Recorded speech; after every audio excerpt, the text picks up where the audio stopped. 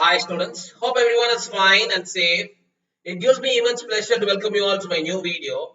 And today's video is about another interesting topic in computer organization and architecture. We're going to start unit 2, basic structure of computer. And in this video, we're going to see the basic elements of the computer. First, we'll see what is computer and what are the different types of computer. And we will see the functional units of the computer. And this particular question, functional units of computer, is a very important question in this particular unit. Okay. Functional elements of computer, very importantly, we have seen what are the main functional units. That is 5 functional units. One is input device, another one is output device and memory, arithmetic logic unit, and then control unit. Okay. And this question is very important. You have to explain each and everything in elaborate manner. Okay. So just listen it very carefully so that it's just factual information. You can write it by yourself. Okay. So the 5 informations are input for 5 elements are input device, output device, which can be called as IO device, which is combinedly called as IO device. And similarly, arithmetic and logic unit and control unit, both can be combined as a processor. Okay, that is inside the processor you will have arithmetic logic unit and control unit. And memory is very important in the computer where it will store all the information. Correct. So, and you understand, before going to this, you have to understand computer will work based upon the instructions which is already fed to the computer. Okay, so based upon the instructions only, it will execute the execute the operation. Okay, so now we will see what are the functions of different elements. Input device. You take input device. Input device is main important. Input device is a keyboard, right? And apart from it, you have mouse and other joysticks and all those things which is concerned with the displays. Correct. So using keyboards, you can feed input to the computer. That is, whatever input which you are giving to the computer, it will be directly converted to a digital format which is accepted by the computer, zeros and ones, right? And it is sent to the corresponding devices. Okay, the corresponding peripherals or the processors. Okay, so that is the function of the input device, right? So through wire, whatever we have already seen what is data, right? And that is we have already seen in first unit how the ASCII characters are converted into binary codes like that. The same operation is carried out here. Like when you type a particular character, that particular character will be changed into an ASCII code. The computer accepts binary format, and then it is given to the processor, and then fed to the memory, right? And output device, you know that output device is a monitor, right, and any other display, or it can be even a printer, right? So output is nothing but whatever operation which you perform, right? The result of that particular operation is seen only through the output device, right? And very importantly, you got to speak about memory, right? So memory, as I said, memory, you have primary memory and as well as secondary memory, right? So primary memory, I'll explain that, right? So primary memory is RAM and ROM. Okay, we will see that in detail a little later. Okay, primary memory is your RAM or ROM. RAM is nothing but a volatile memory, and ROM is nothing but a non-volatile memory. It's a non-volatile memory. Okay, so what is meant by volatile and what is meant by non-volatile? Okay, see right now I'm taking class and I'm opening PPT and I'm speaking with you all, right? So this particular now the particular PPT is open, right? And I have some application which is open to record my video, right? So now all these applications are executed in the volatile memory, right? Say for example, when I'm speaking right now, if my computer restarts, then what I have to do is I have to open the PPT again. I have to open some application which is used for recording, correct? So that is whatever application which you are running on your computer, it will be volatile. That is whenever the computer restarts, it will be shut down, right?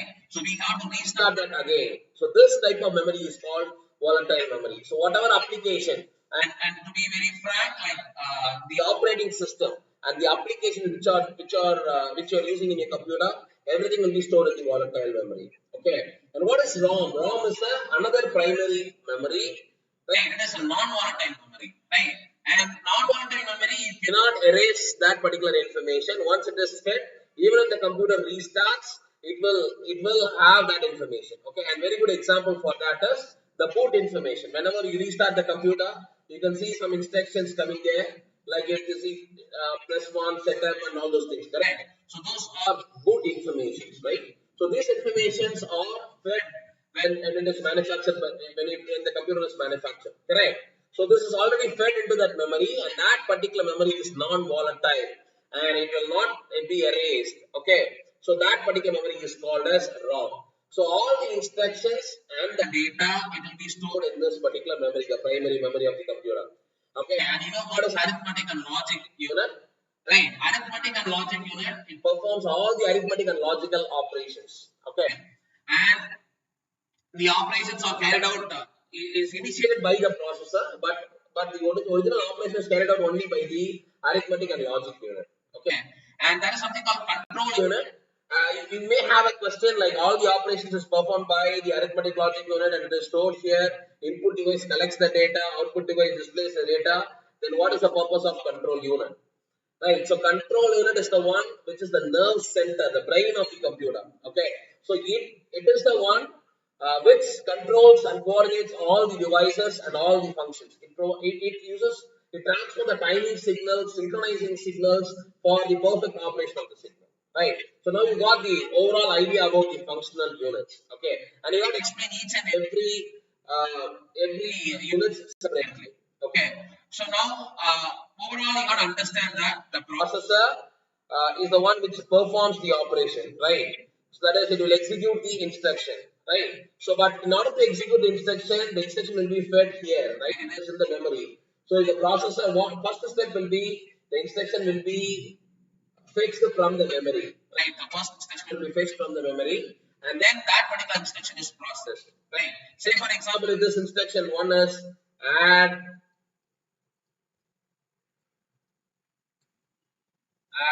R0 and R1. If this is the instruction, first of this instruction will be fetched from the memory by the processor. Okay, and then it you see that there is something called add instruction, so it has to be done by arithmetic and logic unit, right? So what processor will do is it will give the information to the arithmetic and logic unit. Okay, and before giving that information, it also collects the data of R1 and R2 from the memory and give that information to ALU, so that the ALU will execute that particular instruction and give the result to the processor. Now the processor will immediately send the result to the output device, or else if it is needed, it can also store that information in the memory. Right. So as simple as that. This is the functional units of the computer. Right. And before going in depth about each and every functional unit, you want to understand the basic terminologies. Okay. So basic terminology in the sense you want to understand what is program, right? So program. So usually we give information to the computer through keyboard, correct? We give information, right? We give information. That information can be called as instruction or data.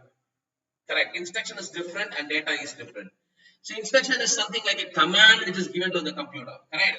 So you'll be writing a lot of programs in C and Java and all those things. All are list of instructions. Okay.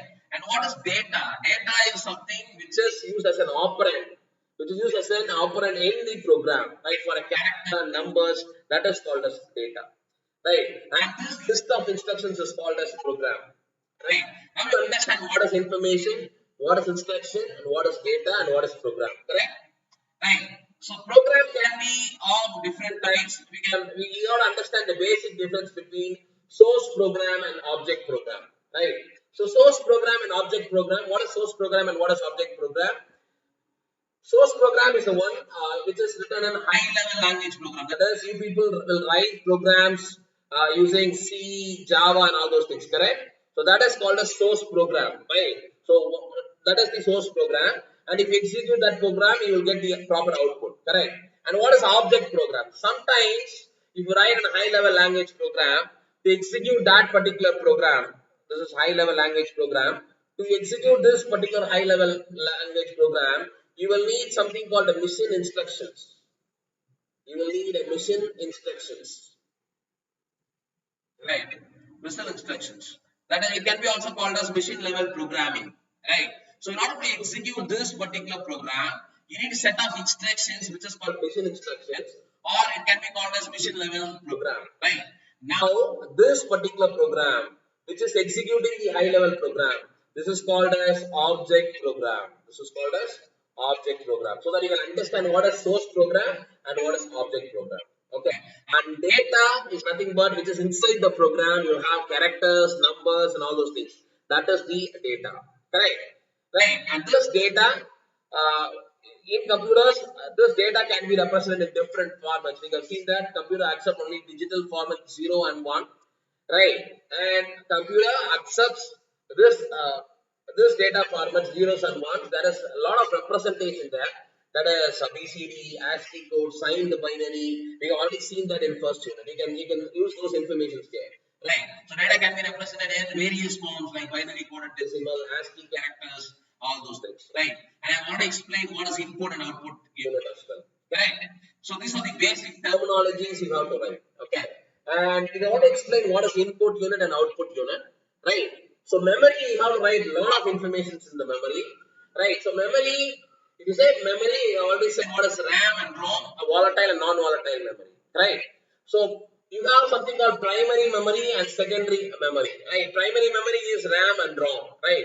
Usually this memory will be a semiconductor storage cells. You will have lot of semiconductor storage cells,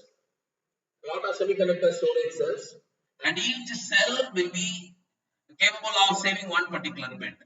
Okay, it can be capable of saving one particular bit, zeros and ones. Okay, and now you understand that each and every storage cells it can save one particular bit, zeros and ones. Okay, but there will be lot of storage cells. Okay, and these bits can be read or write individually. This can be read or write individually in the storage cells, but to process that particular information, the processor has to process these bits, right? So for processing, what we can be done is these bits can be grouped, right? So the group of bits is called as a word. Right? So whenever the processor needs to process the information, it will process a group of bits which is called as words. Okay, and words will have a lot of bits inside it, right? This can be called as word, and inside this word you have a lot of bits. Okay, and the number of bits here represents the word length. Word length is nothing but number of bits which is present inside the word. Right, and I have already said what is random access memory and read only memory. Okay, and why this particular word? We know that now bit, what is bit and what is word. Okay, now to access this particular bits, that is the processor has to process this particular bits. It can be processed in groups, correct? Right, but you know that whenever the processor needs to process the information, it has to get the information from the memory, right? So for any particular instruction, it has to fetch the information from the memory, right? So each and every word will have to be represented using a particular number, a unique name or something like that, so that we can retrieve that information or store that particular information, correct? Right, we got to know the exact location of that particular word. So that can be done using address, right? வேர்ட்னா என்னன்னு தெரியும் இப்போ நமக்கு, right? அந்த வேர்டை எப்படி access பண்ணலாம் அப்படின்னு பாத்தீங்கன்னா அந்த வேர்டுக்கு ஒரு அட்ரஸ் கொடுக்கணும். There should be some number, right? That particular number is called as address. Okay, so each and every word can be fetched from the memory using that particular address. சரியா? So அந்த address எங்க இருக்கு, அந்த particular word எந்த இடத்துல இருக்கு அப்படின்னு address வச்சு கண்டுபிடிக்கலாம், right? And I already said what is random access memory, right? Only for a particular amount of time, short and fixed amount of time, you can able to access that particular data, right? And the amount of time that is required to access the memory, right? That is called as memory access time. Okay, and there is, apart from this primary memory, there is secondary memory which we normally use, hard disk, external hard disk. We use CD-ROM and we use pen drives. All those things are secondary storage. Whenever we need any data to be taken out of the computer or we need external storage devices, that is called as secondary storage. Okay, and memory, as I said before, like we can be classified as primary memory and secondary memory. Primary memory is ROM or RAM or ROM, and these are the various secondary devices: hard disk, CD, DVD, floppy disk, and all those things, right? And And RAM and ROM, you can still go a little bit deeper. Right. RAM, as I said, it is a volatile memory and this is a non-volatile memory. And I have also given the example for it. Right. RAM can be classified into two, that is SROM and DROM. SROM is nothing but static ROM and D is nothing but dynamic ROM. Right. So what is the difference? Static ROM is nothing but it is also having the storage cells, and the storage is only consists of 6 pairs of transistors. And the storage cells will have only transistors. Here, the storage cells consists of transistors and capacitors. Okay, only the storage elements will be different, but everything is same, right? And when it comes to read-only memory, right? As I said, what is read-only memory? It is already fixed. The information is once fixed, it cannot be overwritten. That is read-only memory, right? So we have different types, different classification of ROM. That is evolution of ROM. To be frank, that is programmable ROM.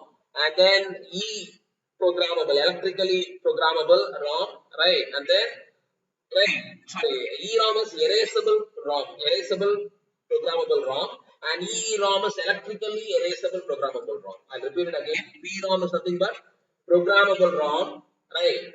And EROM is nothing but erasable programmable ROM, right? And E is nothing but electrically erasable ROM. That is, I have said that once you store the information, you cannot delete it, right, from ROM, right? But after that, after the evolution, like that comes the PROM, that is programmable ROM. We can able to program the ROM, right, as per our wish, right? But once it is programmed, it cannot be erased, correct?